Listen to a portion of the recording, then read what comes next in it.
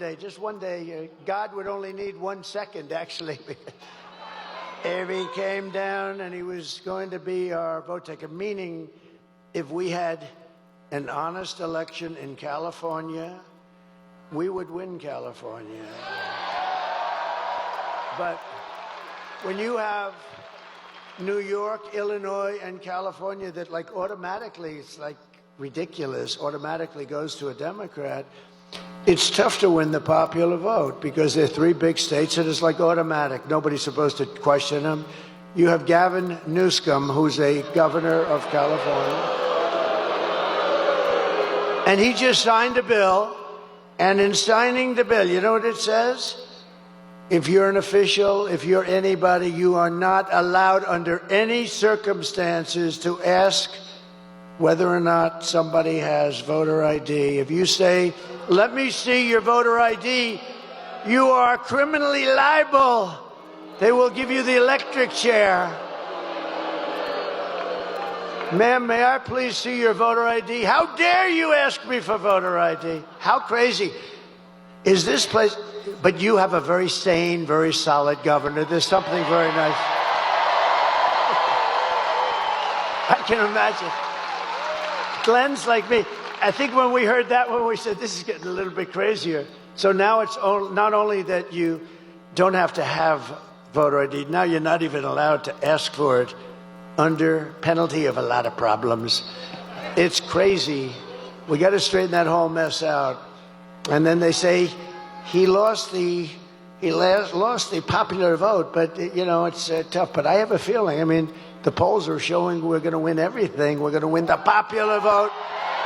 We're going to win everything.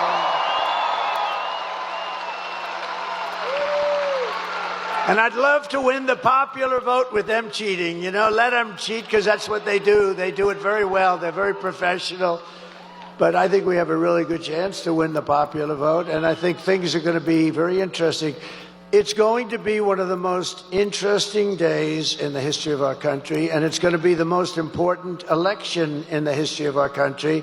And if we win, which we should, because we got a big lead, this is like Lily. She's swimming and swimming, and she's 10 yards advanced with about 5 yards to go. That's where we are. In other words, we're going to win. But I have put everything on the line for you. I guess, I don't want to say this too much, but I guess, you know, that little incident. Somebody said even his life he put on the line. I don't know, but I know one thing. I wouldn't have changed it for anything. I wouldn't have changed it for anything. Because we're going to make our country great again. We have such potential. We're going to make our country great again. And I only want one thing from you. I don't want your money. We don't need your money. You keep that money. I only want a little thing called your vote. And that's what would be great. So we want your vote. And it would be a great tribute to Glenn and to me and to your great Lieutenant Governor who endorsed me recently. Thank you very much. Thank you very much. Thank you very much. With your help, we're going to defeat Kamala Harris, and we're going to indeed make America great again.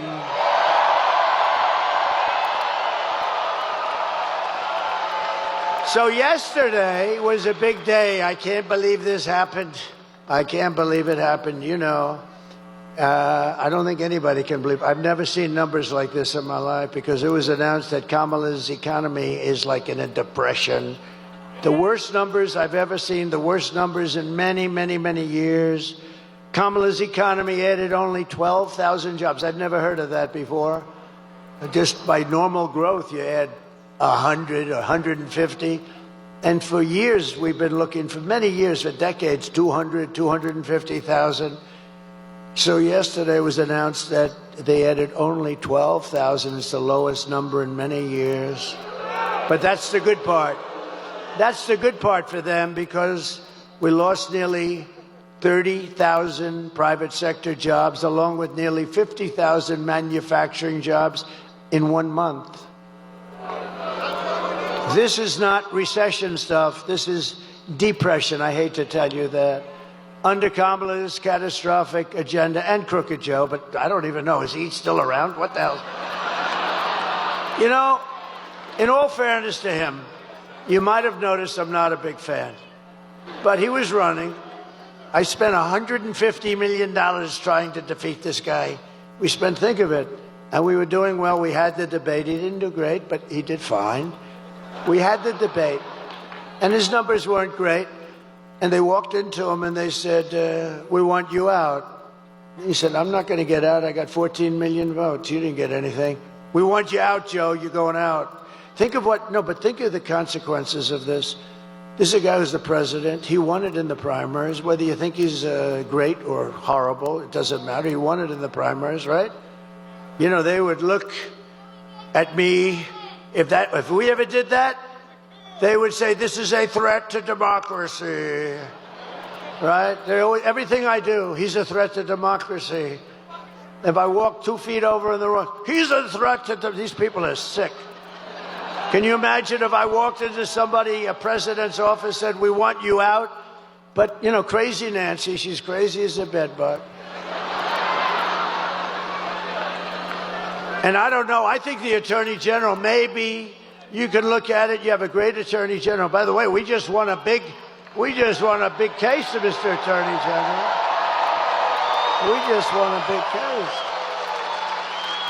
Because our Republicans have to activate a little bit. So did you know that Nancy Pelosi was a big investor in Visa? Okay? Hey, she started off with nothing, and now she's worth $200 million. Other than that, I think she's been quite honest. Her average pay was about $139,000 over those years. And now she's worth $200 million, but she's quite an honest woman. But did you, Mr. Attorney General, I think this is most important for you. I don't know, maybe you can. Maybe you can look at it. You know, you touched that little Washington area a little bit, so maybe you can look at it. So she's a big investor in Visa, right? Big. I mean, you know, she's got plenty of money, plenty of cash, and not a good woman. She's a bad woman. Bad woman. I think she hates our country, actually. When she impeached me, knowing that I did nothing wrong, I said, that's a bad woman. Bad. But she had Visa stock. She had Visa, big position of Visa, Mr. Attorney General. And guess what happened? She sold her whole stake. And then the following morning, the Department of Justice announced that we're doing a major investigation of Visa and the stock. So I don't know, maybe it's coincidence, Mr. Attorney General, but think of it. She has Visa stock. She sells, and the following sold all of it. She had it for years, and the following morning they announced a major investigation into Visa. You know what happened to that stock? It wasn't a pretty thing. So we'll check that out. I hope that he checks that out, because you know what? She's a crook. And she's been doing that for years. She's been doing that crap for years. You ought to look at her. Under Kamala's catastrophic agenda, more than 100,000 manufacturing jobs. This was just announced yesterday. They've been wiped out since just the start of the year. These are our prime jobs. These are manufacturing jobs. These are the best jobs. 150,000 Americans joined the unemployment rolls. Can you imagine? This stuff is just all coming out. Remember, 818,000 jobs 2 months ago were fake. They put them in. It was going to be through the election. They put in 818,000 fake jobs, and they were going to announce and revise, biggest number ever. They were going to revise the numbers right after the election. These are crooks, okay? And fortunately, there was a whistleblower that couldn't stand it, and he blew the whistle, and we've learned. And now yesterday, with these numbers, we learned a revision down also of an extra 112,000 jobs. These are big numbers. You know, normally it's like 2,000 jobs, 4,000 jobs. It's almost 1 million jobs that were fake. These are fake jobs. This is why they call him Crooked Joe, I guess, right? Crooked Joe Biden. And so all of these jobs, and all of it was going to be announced right after the election. Could you imagine? You run in the election, you lose, and then they announce that they just screwed you for 1 million jobs in order to look better. And this is what we're dealing with in our country. This is what we're dealing with. 818,000 plus 112. Nearly 250,000 people dropped out of the labor force this month. How about that? That's like a depression. I never wanted to be Herbert Hoover, honestly. They say, who's your favorite president? I give them names. And I do like Ronald Reagan, right? I liked him. But they say, who's your favorite president? I tell you, he could have been a little tougher on trade, frankly. I would have liked him even better if he was tougher, because we are tough. You know, China paid us hundreds of billions of dollars in taxes and tariffs. No other president got 10 cents from China. Hundreds of billions of dollars. But I always said I don't want to be Herbert Hoover. I refused to be Herbert Hoover. That was a bad one. He was the president, and we had the Great Depression. You could end up with the Great Depression right now, the way that's going. Nobody can believe the numbers. Everyone was shocked. I was shocked. I heard it, and I said, oh, TiVo, one of the greatest inventions in history, right? TiVo or its equivalent. Now they're going to use me in a damn ad. I got to be careful. You cannot use that for ad purpose. No, TiVo or its equivalent. You know, you just play it back. I said, oh, I must have misunderstood it. 12,000, and we lost hundreds of thousands of jobs. We cannot take 4 more years of these incompetent people running our country. And the statistic that's really terrible is 100% of all net job gains in the past year. In other words, all of the gains. You know where it went? To migrants. 100% of the gains. And the other stat that you have to see, and if you are an African American, you're not going to be happy with these numbers, but African American jobs have been decimated by the people that are coming into our country illegally, and they refuse to give the numbers. The fake news, look at all of that fake news. That's a lot. That's a lot. They must have heard that your governor is going to be here. He has done a job. He's not going to take it easily, because, think of it, the numbers are so bad. They came in, and they come in illegally, and many are murderers, drug dealers, and criminals of all kinds. You know, the crime rate in Venezuela and other places where they come from all over the world. But the crime rates in many of these countries, all of the countries, is way down. Because they're giving us their criminals, they're bringing them into our country. But for African Americans, the job numbers are horrific, and they're not going to be announced until right after the election. I think people should demand, because I heard numbers that are so bad. And Hispanic Americans, great Hispanic Americans, I just had a poll, can you believe it? I'm leading the Democrats with Hispanics. That wasn't supposed to happen. You think that's shaking them up a little bit? That's not a number that was supposed to happen, but it does happen because they're great people, and they know I know it. They're entrepreneurial, they're hardworking, and in many ways, I've faced them many times. They're brutal. They can be brutal. They're unbelievable, but you know what? They're starting to be affected too. But the African American population of this country is being decimated by the hundreds of thousands of people that just keep pouring through the open borders of stupid Kamala. And you know what? They should announce those numbers right now, because before the election, because you won't have one black person that votes for Kamala. You won't have one, because when you see those numbers, you're going to know exactly what I'm talking about. That's just like they didn't want to announce these other numbers, but they had the whistleblower. Maybe there's going to be a whistleblower for what's happened to the job markets for hardworking, wonderful black people that have had jobs for years, for 20 years, and they have houses with mortgages on them and everything else. And what the hell's going to happen to them? So you ought to take a good look at what they're doing, because they're holding those numbers because they want to get the election over with.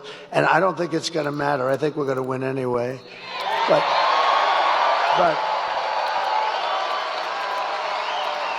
But you ought to take a look at those numbers. It's honestly a terrible thing. I stand before you today as the only candidate who can rescue our economy, and I mean from obliteration, and restore it to strength, prosperity, and greatness again. I will do a real job for you. I'm going to work my ass off for you.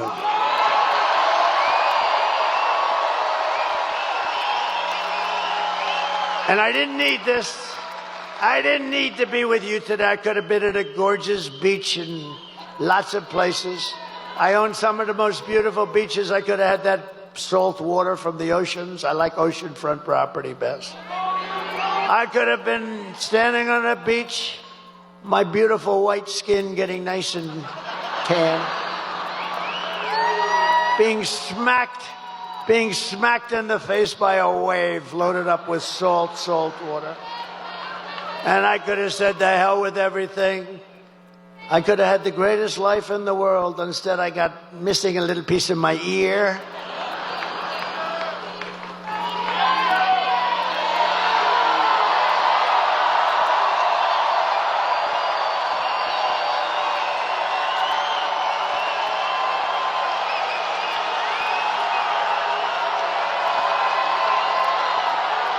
Thank you. Thank you very much. Thank you very much. Thank you very much. That's nice. That's nice. I like these people, Glenn. I tell you, I like these people. These are great people. These are great people. No, I could have been anywhere. I could have had the greatest life. I could have had everything, the best hotels, the best everything. I could have had the life that nobody had. You know what? If I had it to do again, I want to be right here with you. We're going to make our country great again. We're going to make our country great again. Nobody else can do that. No, we're going to make our country great. I wouldn't switch. A lot of people have said, if you had it to do again, you know, I've been abused. Always it was Andrew Jackson, president. He was a great general and a very good president. And he was considered to have been the worst abused of our presidents. And second was Abraham Lincoln. Have you heard of him? And he was abused too. But, you know, in all fairness, he was in a civil war. So I guess, you know, things like that happen. But I think now I've gone to the top of the list, and I am so honored because we're exposing some very bad, sick people. We're exposing them. But a lot of people ask, if you had it to do again, would you do it? I said, I wouldn't even think about it. This is the greatest thing. This is the greatest political movement in the history of our country. Without question. Probably in the history of the world. And remember this for everybody, if you're thinking about like sitting down to watching some stuff, like a stupid football game or something. Remember this, if we win this election, it will go down, and you're a big part of it. You're a part of it equal to me as far as I'm concerned. If we win this election, it will go down as the greatest political event in the history of our country.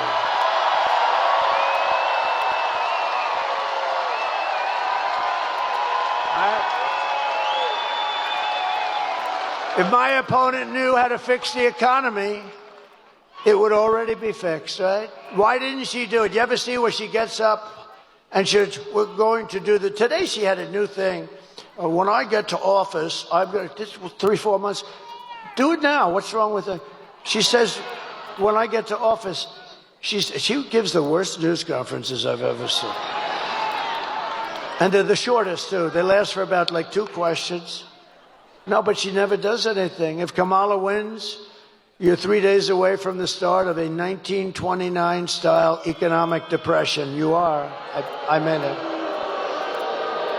And if I win, you're 3 days away from the best jobs, the biggest paychecks, the brightest economic future that the world has ever seen. Kamala's inflation nightmare has cost the typical American family $30,000 $3,000. And you know what they did? They screwed up my energy policies. And they spent money at levels that nobody's ever seen before, I will say.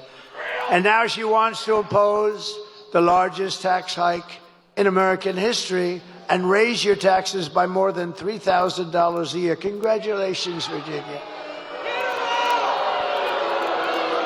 You know, I've watched politics all my life and stuff, and I've been involved now in it for longer than I would have even thought, because I never thought I was going to run for office. I never thought I was going to run. And then one day I looked at how stupid everything was, because we are now, you know, really, it's not like conservative, liberal.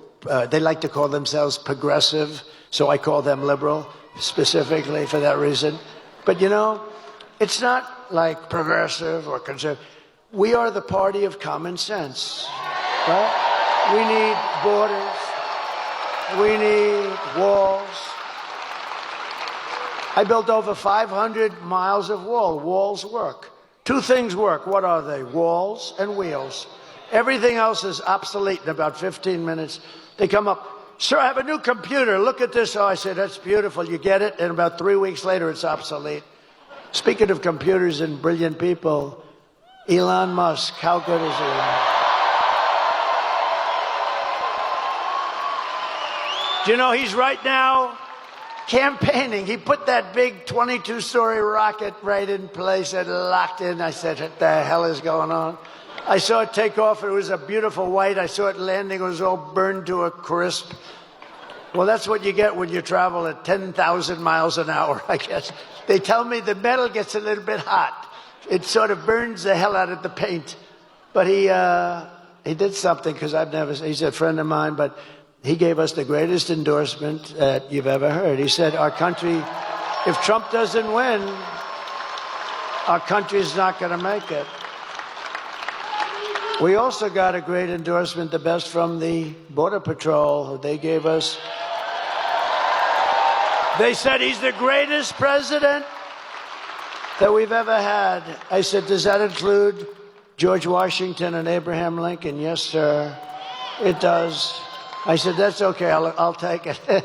You can't. One guy got up and said, sir, you're the greatest president in my lifetime. He's about 40 years old. I said, that's not that good. I like the one with Lincoln and Washington better. But no, the Border Patrol, they gave us, gave me, us, he gave us, they didn't just give me, we're all in the same mindset. It's really, I view it as us actually more than I do me.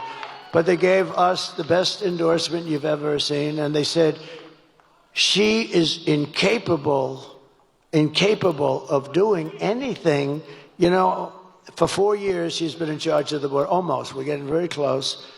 I said, how many times in front of a whole big room just like this, I said, how many times did she call you? 10 Border Patrol people, the top guys, all of them wanted. We got a unanimous endorsement from thousands of Border Patrol, and they're great people. They're great. They want to do their job. I said, how many times did she call you over the 4 years? She never called, sir. Do you know that she never went down to the border one time? She went once into a section that you and I would love to have dinner there some night. Okay, this was not exact. I don't consider that a trip. This was a trip that a lot of the young guys over there with those beautiful girlfriends would like to take their girlfriend there for dinner. But you wouldn't want to go about 15 miles left of that. But she never called them once, and she never visited the border once, and she was in charge because Joe Biden appointed her. Now, she said, I'm not the border czar. But she just started saying that because the numbers are so bad. But she was in charge of the border. She never called Border Patrol one time. Think of that. Not one time. Never called them one time, never visited one time. And to me, it's the single greatest threat to our nation, far greater than those horrible numbers I just read out, far greater than inflation or the economy, because you're killing the fabric of our country. You're loading our country up with criminals and people from mental institutions, and no country can take it. So I want to thank the Border Patrol. I want to thank ICE. I want to thank all. But Elon, see, I weave. You know, this is a weave. It's all. And it always comes back. They used to say he's rambling. Now they say he's a genius. It's a weave. See the way? And you notice I started this off with Elon Musk. I started that thought off with Elon Musk, and I finish it with Elon Musk. By the way, how beautiful is his mother? What's going on with that? Did you see his mother? How elegant? I'm going to call him. How the hell did Elon turn out? His mother is the most elegant woman. Man. She walked in and she looked like a princess. It's amazing. She's just an incredible, elegant woman. Anyway, I'll tell you one thing. I guarantee you one thing. She's a smart woman, because you don't produce Elon if you're not. You got to have a couple of smart parents, that's for sure. But so I said to Elon, I said, Elon, was that your rocket? Yeah, it was. I said, so have you ever seen anything like it? First of all, he wanted to be here, but he said, I really love Virginia, and he has a lot of stuff around here. I think he's got a lot of stuff everywhere. You want to know the truth? But he's an incredible guy. And you know where he is now? He's campaigning for me in Pennsylvania. Think of that. Nobody has been. And people respect him. People respect him so much. You know, it's like he's just a unique guy. You know, we have to protect our brilliant people because we don't have too many of them, right? But think of it, he's campaigning for me right now, and he felt it was more important, and he sends his regards. But he gave us the most beautiful, but I said, I watched this thing going, and I told the story. You might have heard it 2 nights ago. I'm on the phone with a very important guy. It wasn't Glenn. It wasn't your attorney general or your lieutenant governor, because I wouldn't do that to them. But this guy was very, very, like one of the most important guys. And I'm watching the screen of the television. And I'm on the phone. I say, could you hold on a minute? I'm seeing something here that I don't believe. That was the 22-story rocket ship coming down. And I wasn't sure if it was a science fiction movie I'm watching, or I never saw this before. And I said, do you mind holding for a second? Thank you very much. I put the phone down, and I turned up the sound, and I said, man, I said, that's unbelievable. The bad part, by the way, I never picked the phone up again. It was terrible. And you know the really sad thing? He's so important. He's such a big guy. But because I was president, but maybe more importantly, because I'm the leading candidate, because I'm the leading candidate, the poor guy never hung up. Because 45 minutes later, I picked up the phone. Hello? Are you still? Oh. And you know, you press this so bad, they'll say, see, he's cognitively impaired. No. I'll let you know when that day happens. It's not going to happen for a long time. It's not going to happen for a long time. And isn't it nice to have a president that doesn't have to look at teleprompters? I haven't looked at these suckers in the last 20 minutes. And if I did, you'd be bored stiff. You'd be bored if I did. You just can't. But anyway, so I'm watching this rocket come down, and it's coming down, it's going to come down. I'm looking, I'm saying, how big is that sucker? 22 stories. 22 stories. And it's coming. I say, oh, no, it's going to hit the gantry. You saw that the bottom part was swinging left, and the gantry that cost billions of dollars. And it's going to hit, it's going to crash. I didn't even know it was Elon's. I just said, this thing is unbelievable. And then all of a sudden you see fire and flame come pouring out of the bottom. It pushes or just on the left side. And then you see it pushing over, and then it comes down slowly. Boom. Inches from perfection. And then you see those arms like you grab your beautiful baby, your beautiful child. See? In the old days I would have said like you grab your girlfriend. Now I don't say that anymore. I say like you grab your child. And those big arms came in and they grabbed that sucker and they held it in place like you grab your child. And I said, that's unbelievable. And I called Elon. I said, Elon, was that you? He said, yes, it was. Isn't that impressive that he picked up, the thing landed. You know, I'll tell you, it's nice to be president, or at least leading candidate too. Because I called him and he picked up immediately. If I wasn't there, I think I would have gotten a call back about 3 days later, maybe. But he picked up the phone. I said, was that you, Elon? Yeah. I said, can Russia do that? No. They won't be able to do it for many years. I said, what about China? Nope. They won't be able to do it for you. What about the U.S. other than you? Nope. They won't be able. They don't have the technology. How good is this guy, right? Right? Pretty good, right? Oh, shit, look. I'm looking at the back of my head. What the hell? I don't like. I look over at Youngkin. Now I look up there. I see I'm having a bad hair day. This is not good. I have to have a bad hair day in front of Virginia? That's not good. Well, at least it's a nice picture. No, how good is it? But just to finish with Elon, so I went down to North Carolina right after the hurricane. We couldn't go. I didn't want to go too near. I wanted to let people, FEMA has totally let them down.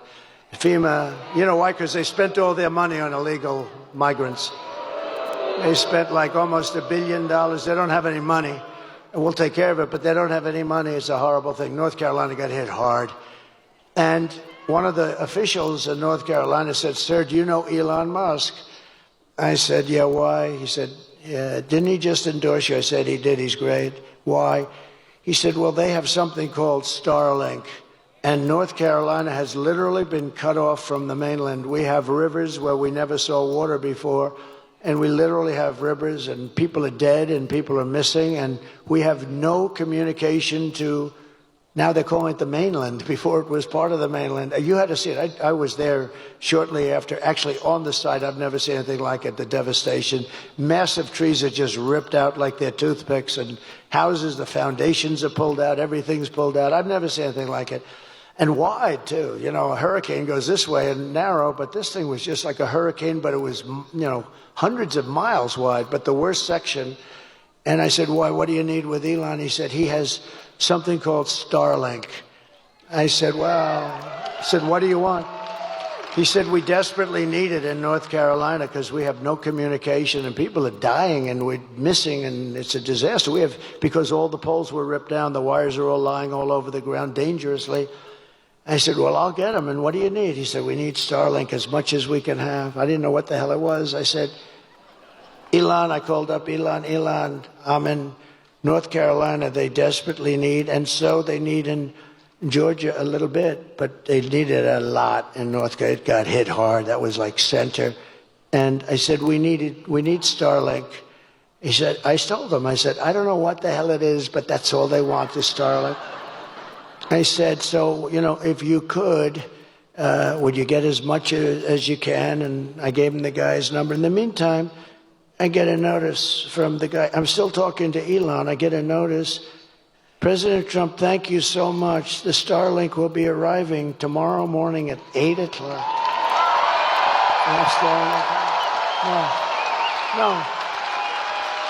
No, but here's the point is, I wasn't even off the phone. So I'm talking to him, and I say, "Elon, I just got a notice that Starlink is going to be arriving, but I'm talking to you on the phone. How the hell did you do that?" He said, "Well, I have a very unusual way of communicating. I mean, I don't have to waste a lot of time on small talk," he tells me. I said, "That's good." No, is that the coolest story, though? So anyway, they got the Starlink, and it was a lifesaver. I mean, he's a great guy. We need our brilliant people. And another brilliant person, and this is not easy for him because they've been Democrats for about 5,000 years. RFK Jr., right?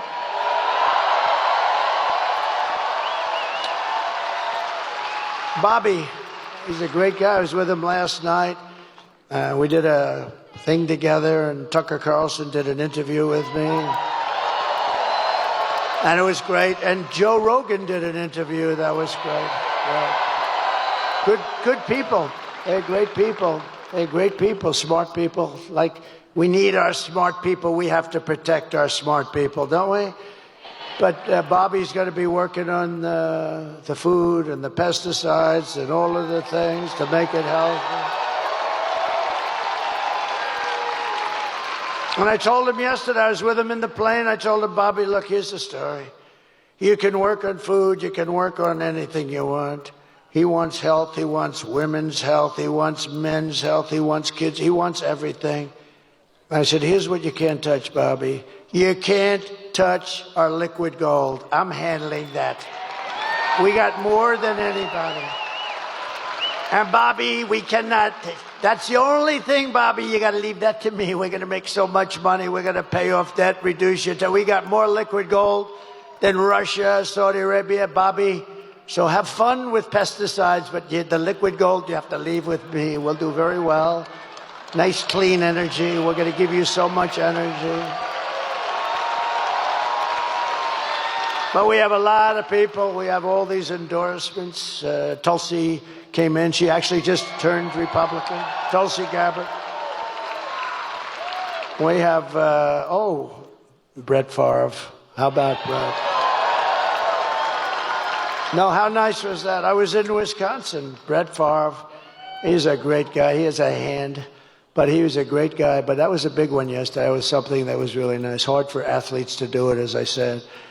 But I will massively cut taxes for workers and small businesses, and we will have something called no tax on tips, no tax on overtime, and no tax on Social Security for our great seniors.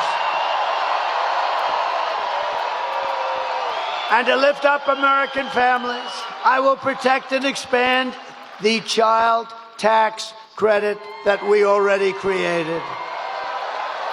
And I will support a tax credit for family caregivers who take care of a parent or a loved one. Do you know? They're not spoken about. Angel moms and angel wives, a lot of great people. But you know that if they didn't exist, they take care of their son who may be horrifically wounded in an accident or in war. That if we didn't have these angels, I call them angels, they're all angels. If we didn't have these people, you could build your hospital system 3 times bigger and it wouldn't be big enough. The money that they save us and the incredible credit that they give, the care that they can give is something that's unbelievable. And I just think, we have to acknowledge it, so we're going to do a nice big credit for them. And they didn't even ask for it. They didn't ask for it. They don't ask for anything. They don't ask. A lot of people ask. Everybody asks for everything. Everybody wants. They want. They didn't want. They just want to take care of their beautiful baby. The baby may be 45 years old, maybe 40. To them, it's their baby. They want to take care of their baby. I mean, think of that, how incredible. And you could never give that kind of care in a hospital. I don't care what hospital you're talking about. You could never do what they do. But you'd have to triple your hospitals, and you wouldn't be able to do that. And it could never be what they give. So it's pretty amazing. So we're going to take care of them, right? It's going to be good. We have so much liquid gold. We'll just take a little bit of extra. Think of it. More than Saudi Arabia. And I had approved, and then Biden ended it, Anwar. Anwar is the biggest fund. It's in Alaska. The biggest, every president for years. Ronald Reagan couldn't get it done. Nobody could get it done. They all tried. I got it done, all set. This guy gets in. He gets in and he terminated it, like immediately he terminated it. But we're going to get that going. That would supply all of Asia. It would supply all parts of Europe. We would make so much money. We have such great wealth. But we have to use it. We don't need to buy our oil from Venezuela. Can you believe it? To rapidly reduce inflation, I will end Kamala's war on American energy, and we will drill, baby, drill. We're going to be drilling. We're going to be drilling. And I will cut your energy prices in half within 12 months, 50%. 12 months from January 20th, that's when we assume the office of president, assuming we win. We got to win. You got to get out. You got to vote. Crazier things have happened. You got to get out and vote. Otherwise, we didn't win anything yet. All we're doing is we have a nice lead. We're heading down the home stretch. But you got to get out. You got to vote. You got to bring everybody you know. Just make it. And by the way, the bigger the victory, the more it looks like we can do the kind of things we want. So. And as we rescue our economy, I will also restore our borders. We're going to restore them. We had the safest borders. And would you drop, if you have it, drop my all-time favorite chart. I love this chart. I love this chart. I wouldn't be here if it wasn't for this chart. Where the hell?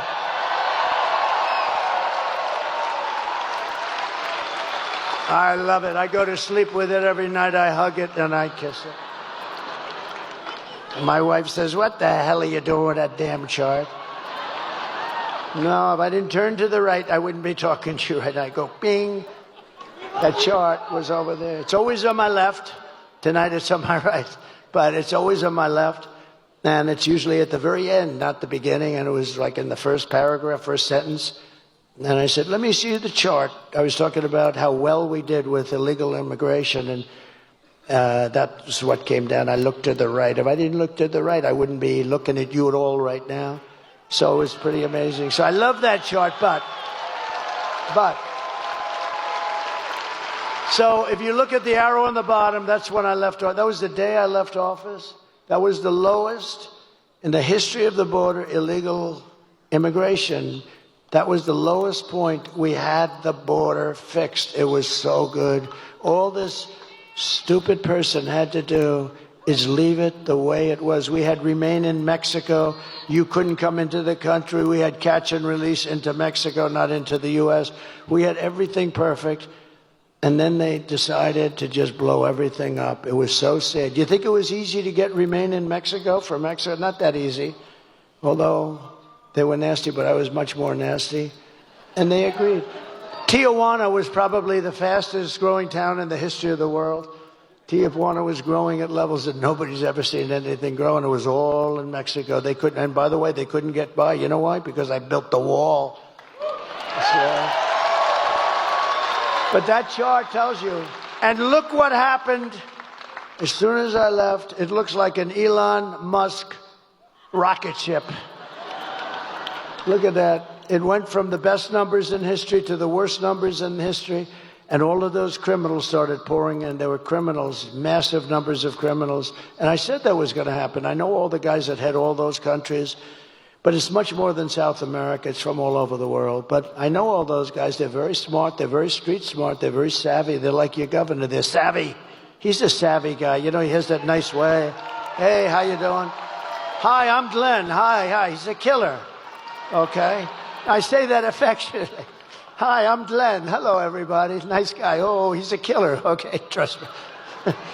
You know that's a compliment. He understands it's a compliment, but it is. He's smart. But they're smart people.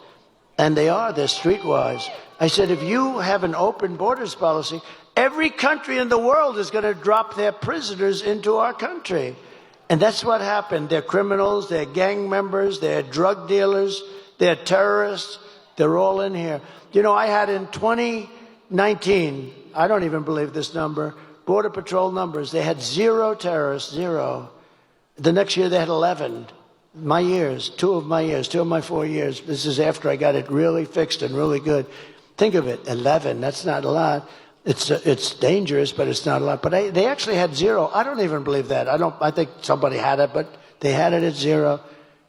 Now you look at it, they come in by the thousands. The worst terrorists in the world are in our country, from the Middle East, from all over.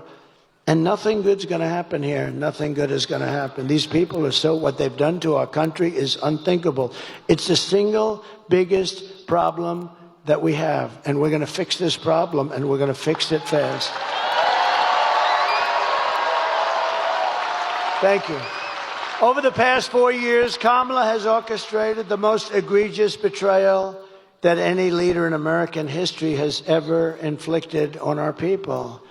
She has violated her oath, eradicated our sovereign border, and unleashed an army of gangs and criminal migrants from prisons and jails, from insane asylums and mental institutions.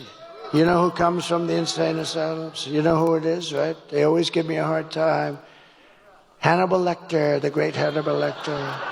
You know the press to show you how bad they are? I'm talking about insane asylums, and then I'm talking about Hannibal Lecter. A little lighthearted humor about a very unfunny subject. And they always go, he always brings up Hannibal Lecter. What does that have to do? It has to do with the fact that these are the kind of people coming into our country from insane asylums. That's what it has to do. They always say, oh, He's rambling, but now most of them realize that it's the weave, and nobody else can do a weave like Trump. No.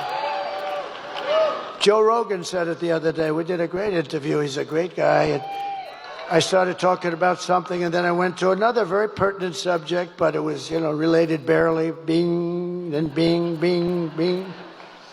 And he goes, "That's brilliant. That's the weave, isn't it?" I said, "That's the weave, Joe."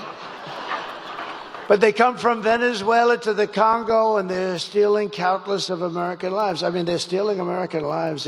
In other words, they're just killing people. These are violent people. The only thing good is they make our criminals look like nice people. These are killers, and they're just killers. You know all about MS-13. You have an MS-13 problem. I'm going to work with your governor, and we're going to get MS-13 out of Virginia within 1 month. 1 month.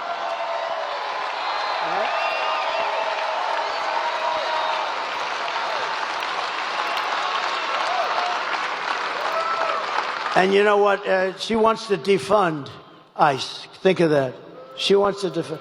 If we didn't have ICE, I couldn't make that promise. I'll get them down here in force. They're going to clean out this state, and we're going to get them the hell out of here in 1 month. But today I want to hear directly from a mother, and I'd like you to just listen, because this is such a sad thing. This is brand new from a couple of days ago.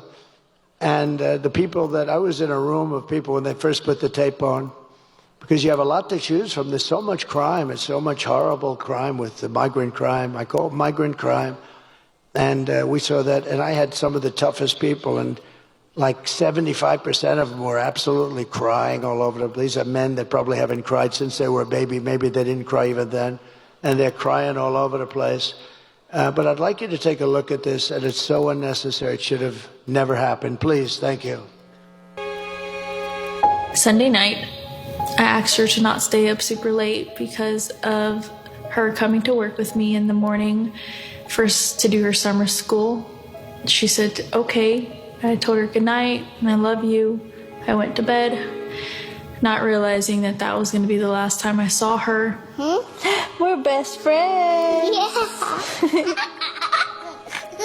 We're going shaking again. I woke up to notice she wasn't in her bed. I'm in my heart trying not to lose my mind because I don't know where she is. I finally remembered her phone had a location on, and her phone was pinging just 2 minutes down the road, right behind the skate park. I start driving to the direction the phone was being pinged at, and I see a couple cop cars with lights on. I see yellow tape, and immediately my heart drops and sinks to the bottom of my stomach. My daughter's hands and ankles were both bound. She was strangled to death, left with no pants. And I know in my heart, she fought incredibly hard. She was not going down without a fight. We begin with 2 men we're learning are charged with capital murder tonight, accused of killing a 12-year-old girl. Police say these men strangled her before dumping her into that creek. Both men were in the country illegally. Apprehended, then released by Border Patrol less than 3 weeks before Jocelyn's death. The men accused of killing Jocelyn Nungare are affiliated with the gang known for brutal violence. Kamala Harris was in charge of immigration in our borders. If we had better border policies and not open borders and not these catch and release policies, I truly believe this all could have been prevented. Under her being vice president of this country, my daughter's life was ripped away from her. She had her entire life ahead of her. Happy birthday, dear Jocelyn.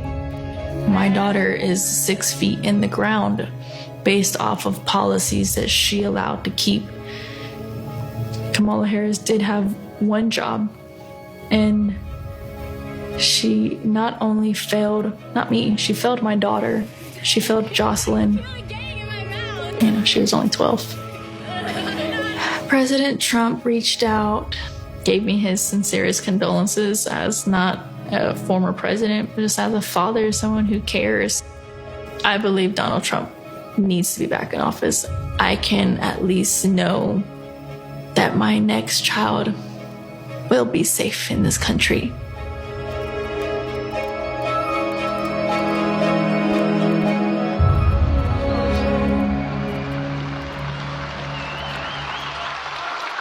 So sad, so unnecessary.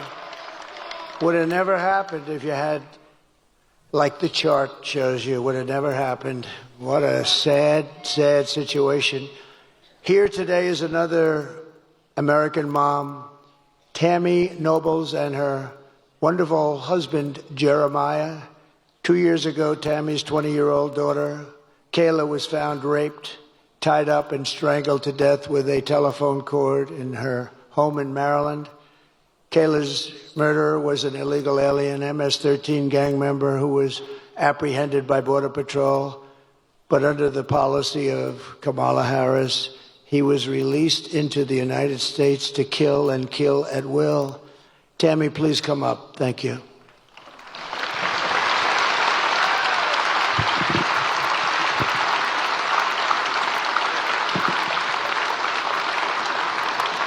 Thank you, brother. Thank you. I'm really honored to be I'm here. going to help it out.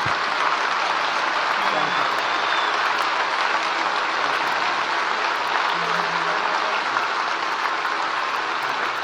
I would like to take this opportunity to thank President Trump for inviting me here today and bringing Kayla's story to all of you. He brings real people and real stories. Kayla celebrated her 20th birthday 3 days before she was murdered.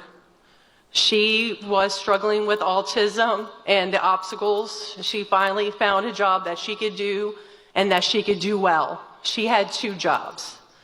She loved animals, especially her cat Oreo.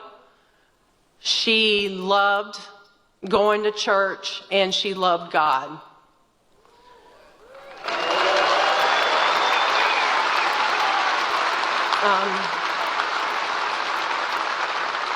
Department of Homeland Security did not do their job. Health and Human Services did not do their job. The Biden and Harris administration did not do their job. If they would have made that one phone call to El Salvador to know that her murderer was an MS-13 gang member and had a criminal record in 2020 for illicit gang activity, my daughter would still be alive today, and he would not have been allowed to even cross this border.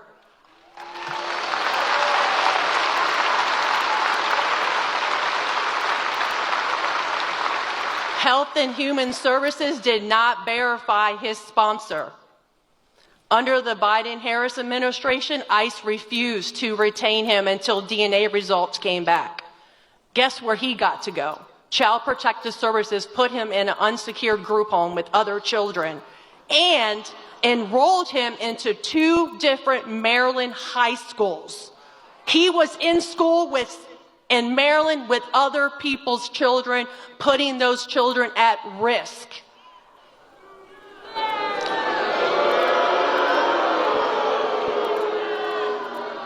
I am Kayla's voice. For those that have not voted yet, please think of Kayla and the countless others who lost their lives to an open border. Thank you.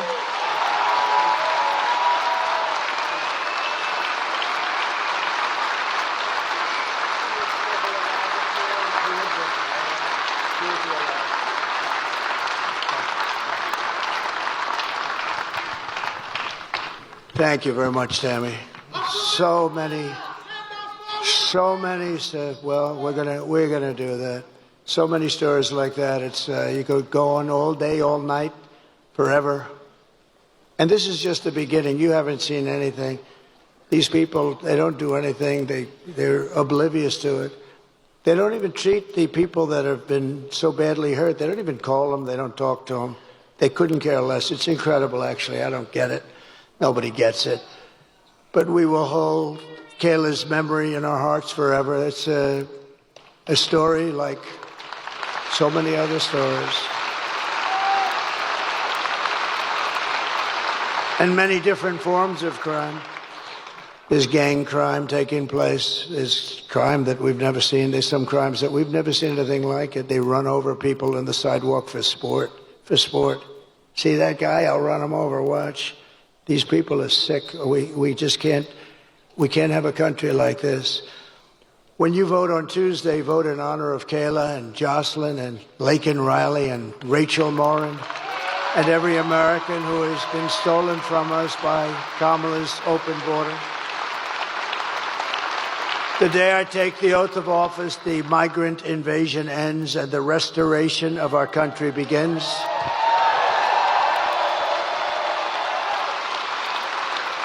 Because the United States is now an occupied country. Think of this. Think of this. With the United States, we're an occupied country. This is all over. This is in small towns. Look at our beautiful Ohio. We have Springfield where they dropped 30,000 illegal migrants into a 50,000 person town. Think of it. Now just think of it. But it will be an occupied country. We will not have this no longer, and that's going to happen very soon. We're going to get them the hell out of here and fast.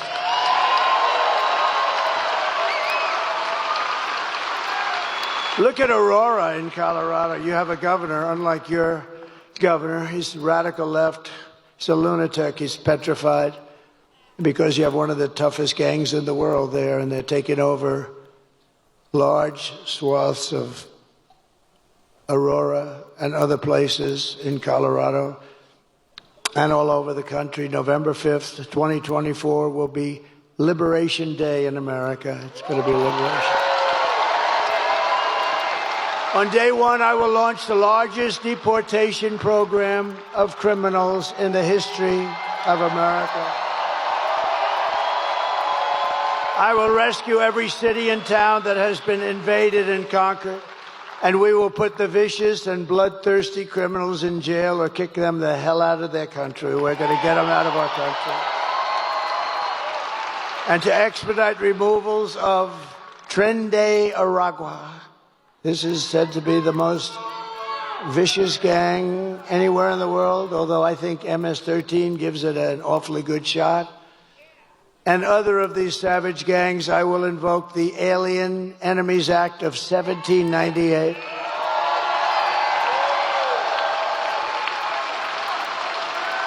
And think how far back we had to go, because they ran a little different country. They ran it a little bit tougher then. We had to go back to 1798 to target and dismantle every migrant criminal network operating on American soil. And if they come back into our country, it's an automatic 10 years in jail with no possibility of parole. And I am hereby calling for the death penalty for any migrant that kills an American citizen or a law enforcement officer.